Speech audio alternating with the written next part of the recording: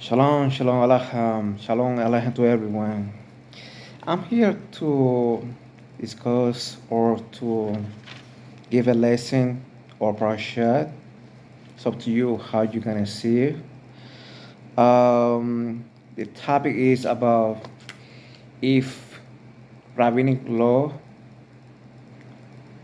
can override mitzvah Torah, in a way a commandment for the Torah law, a mitzvah Torah law. It can override it and put something different or whatever. So that's the topic actually.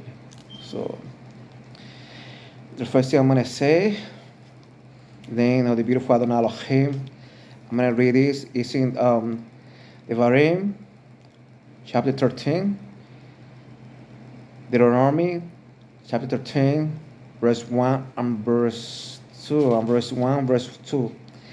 The entire word that I command you, that shall you observe to do, you shall not act to it, and shall not subtract from it. If there should stand up in your midst a prophet or a dreamer of a dream, and he will produce to you a sign or a wonder, and the sign or the wonder comes about of we spoke to you saying, let us follow gods or others, that you not know that we shall worship them. Do not hearken to the words of the prophet or to that dreamer of a dream. For Hashem, your Elohim, is testing you to know whether you love Hashem, your Elohim, with all your heart and with all your soul. Hashem, your Elohim, shall you follow, and him shall you fear.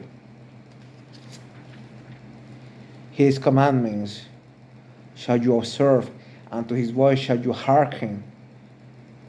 Him shall you serve, and to him shall you cleave. And the prophet that dreamer of a dream shall be put to death. For he has spoken perversion against Hashem, your Elohim, who takes you out of the land of Egypt, and who redeems you from the house of slavery, to make you stray from the path where Hashem your Elohim has commanded you to go, and you shall destroy the evil from your midst. Another way it says right here, by big time, you will not you gotta take it away. Says Devarim chapter 13, verse 1. Then after that, if anybody, a dreamer, a prophet, between parentheses, come with new mitzvah, that is not the Torah, it's not the Torah law mitzvah, he shall put to death. You don't follow in any form, of course. In Israel, actually, say the prophet is supposed to be put to death in Israel. So that's the main thing that is. We know, for example, like, you got the border prophets. For example, you got many prophets. You got Elisha, you got Isaiah, we got Samuel, different people like that. But why those prophets actually they are prophets? The real reason they are prophets because they are based in the mitzvah of Torah. They are based in the Torah law. That's what the prophets. If they add something that is not in the Torah or damage the Torah, the mitzvah of the Torah, they will be a false prophet. They want to be, a prophet by first place, by default, automatically. So, for example, we have, for example, Isaiah, that it says in Isaiah 43:10, this is very clear that there's only one God. There's no God before him and after him. That's what he said to the prophet Isaiah, to say to the people of Israel, to listen to that. There's only one God. There's no one before him. There's no one after him in any form. That's not a new commandment. That's actually the same mitzvah that actually it is in the Torah. The Torah is very clear. Shema Israel, Adonai Eloheinu, Adonai Echad.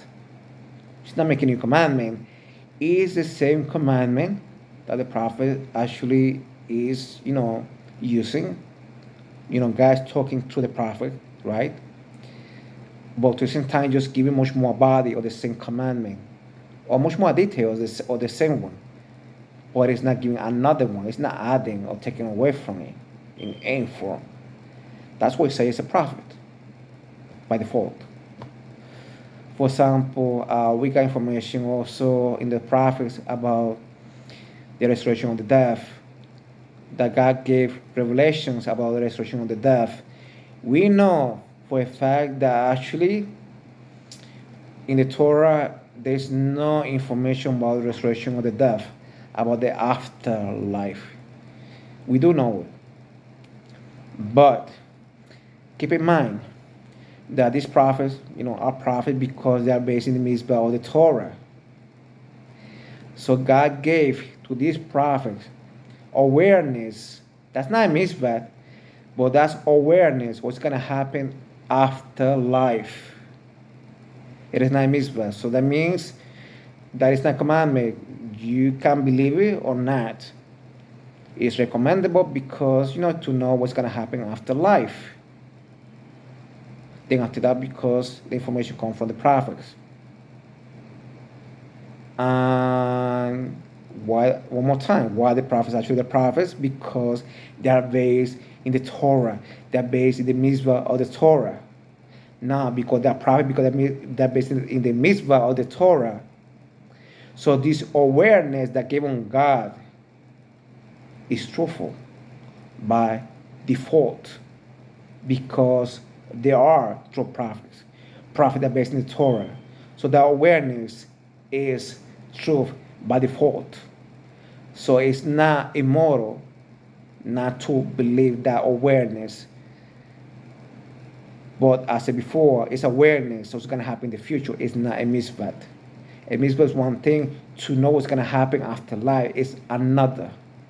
A mitzvah that you have to follow, moral commands, for example, as not to have another Lord, another God, as not abuse the fellow people as yourself, and also the strangers.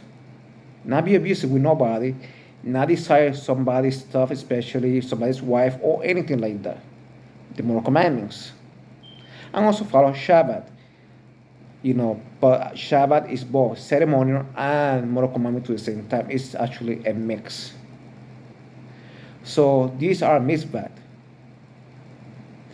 But these prophets are based into that mitzvah. And they are not adding or taking away, but getting that revelation from the Lord in any form. That's only awareness for the people of God to know what's going to happen after life. Nothing more and nothing less. But as I said before, because they are true prophets, that information given by the Lord, that information given by Adonai Elohim, by default, that revelation is truthful. Nothing more and nothing less. So with that situation, I'm giving a sample and not. Nobody can in any form damage or destroy the Torah, the mitzvah, the Torah law in any form. Because you see, it's commanded a person not to believe it. You can't believe that person. If the person lives in Israel, it's supposed to, put to death. Hard, but it is. So it doesn't matter who it is. The Lord put it on court among Moshe and Aaron. That is true.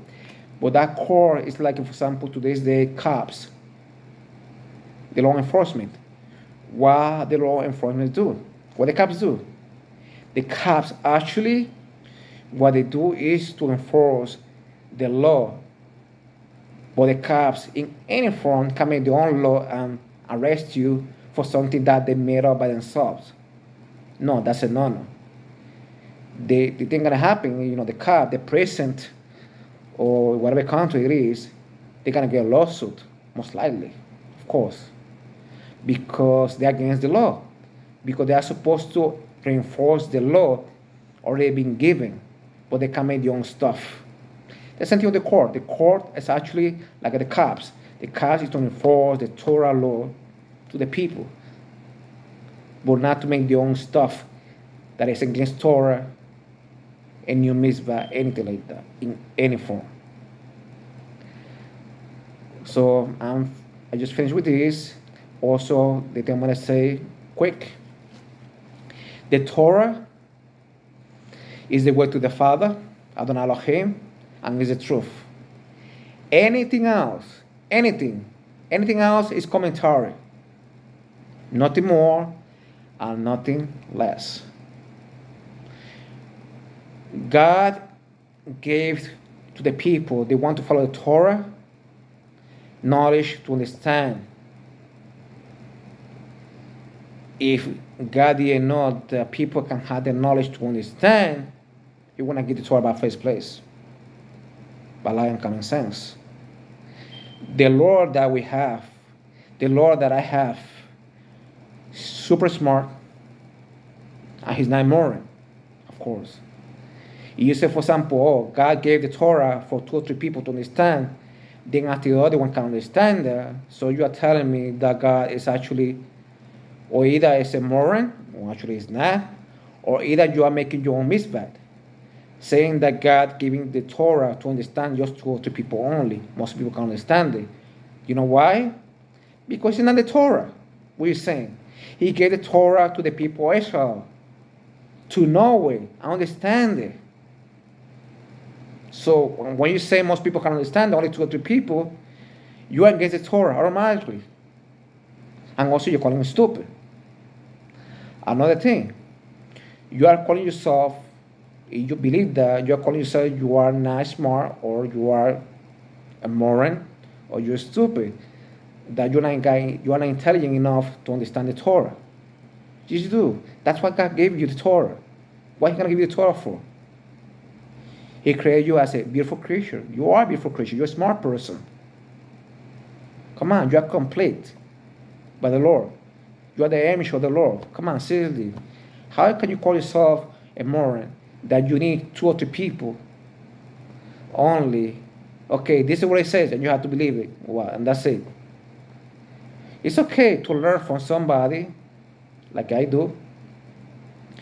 It's also good, for example, like you can understand something from the Torah, like there are other books, for example, archaeology books, because there's some stuff, for example, like objects that from the ancient times, you don't know what it is, so you want to get a different book to know what it is. A Jewish archaeology book, of course, to understand what it is. You can understand some words. So ancient biblical Hebrew, that's another book, of course. Also, if you want, you can also take some commentary from Rambam and Rashi. You might say, oh, but he contradicted himself. You can understand your own the Torah by yourself. You don't need anything else. No, I'm not saying that. I'm not contradicting myself, but I'm not saying that you cannot get commentaries from any place else, neither. I'm not in any form. The thing I'm trying to tell you, that God gives you the knowledge to understand the Torah, also the knowledge to get information outside from the books, also that you can go to somebody else to see what they think, then compare with the Torah. If they are based 100% on the Torah. If they are based on the Torah, so now you got much more information. You didn't have anything, you didn't know what it means. Now you know what it means because it's based 100% on the Torah. Or maybe you know what it means, but now you got extra information. Now you got extra stuff. Even better, because you got much more extra information what it means actually those verses from the Torah. So I'm not saying that because you can understand the Torah by yourself, because God gives you the knowledge, that you can get information from the outside. And the thing I'm trying to tell you not to do is, like if you get information from the outside, because the person said, you have to believe it like a zombie. No, don't be a zombie. Don't be some kind of robot. Okay, he said it, so that's it.